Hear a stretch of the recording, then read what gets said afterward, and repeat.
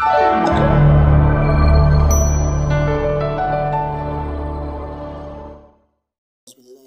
الله الرحمن الرحيم. أعوذ بالله السميع العليم من الشيطان الرجيم. بسم الله الرحمن الرحيم.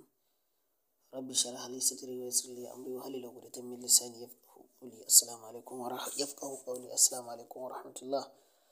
Al'umman duniya barkanmu da warhaka, barkanmu da sake haɗuwa da ku a wannan channel mai girma mai albarka, wanda muka ci gaba da saba fito muku da manya-manyan asirai fitattu mujarrabai da izinin Ubangiji.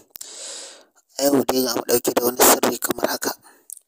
Sirri ne na macen da take ba wa namiji wahala, ko namijin da yake so ya auri budurwa ta ƙi kan gado, wa'ansu sun ɗauki hankalinta ba ta taka, kai kuma kana ta tata.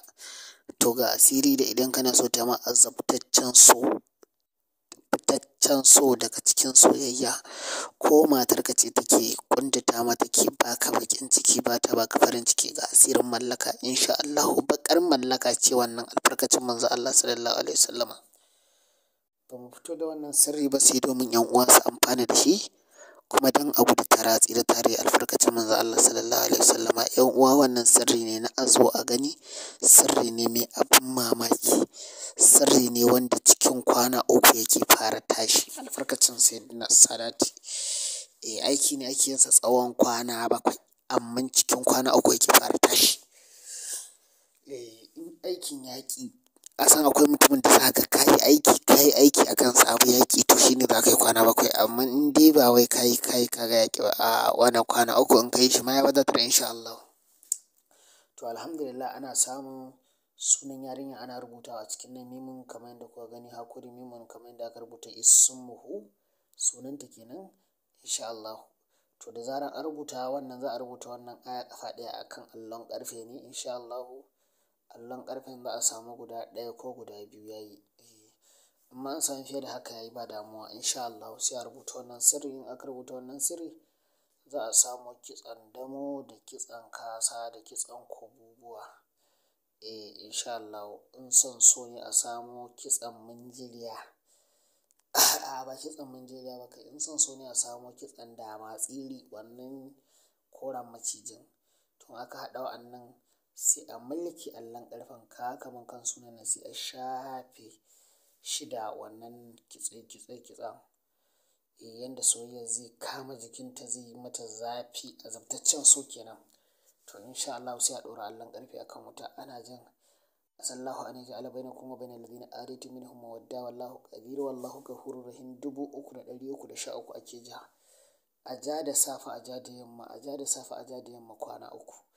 Amma duk 1000 idan kai za ka ji ayatul kursiyu 100. Duk 1000 idan kai za ka ji ayatul kursiyu 100.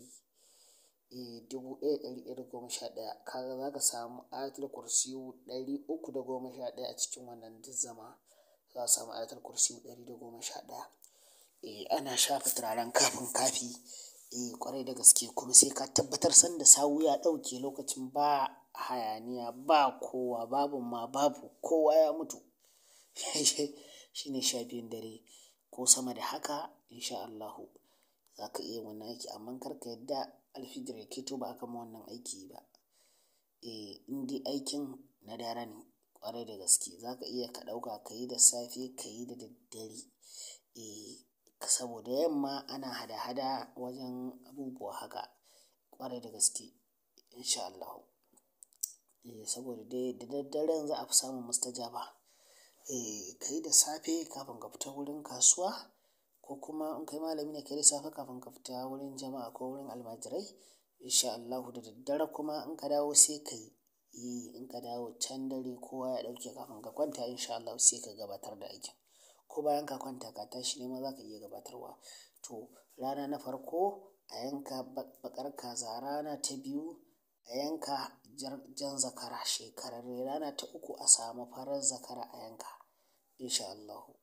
Albarkacin Sayyida Fatimatu radiyallahu anha. Kuma a samu buzu, son so a samu buzu a yi aikin a kai, jan buzu.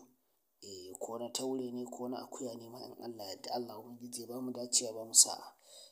Da haka ga azabtaccen so, ana kiran sunanta, ana gayin bukata, albarkacin Sayyida Fatima, ko ba ta sauraron ka sai ta koma sauraron ka. In mutum 1000 ne suke kewaye da ita, ta fita harkar su, ta juyo hankalinta ya juyo gare ka. Allah Ubangiji ya bamu sa'a, ya bamu nasara saboda Annabi sallallahu alaihi wasallama. Wassalamu alaikum warahmatullahi ta'ala wabarakatuh. Yan uwa da fatan za a ci gaba da bibiyar mu a wannan channel mai girma mai albarka sai mun ji ku. Allah Ubangiji ya tallafa mana, ya bamu sa'a saboda Annabi sallallahu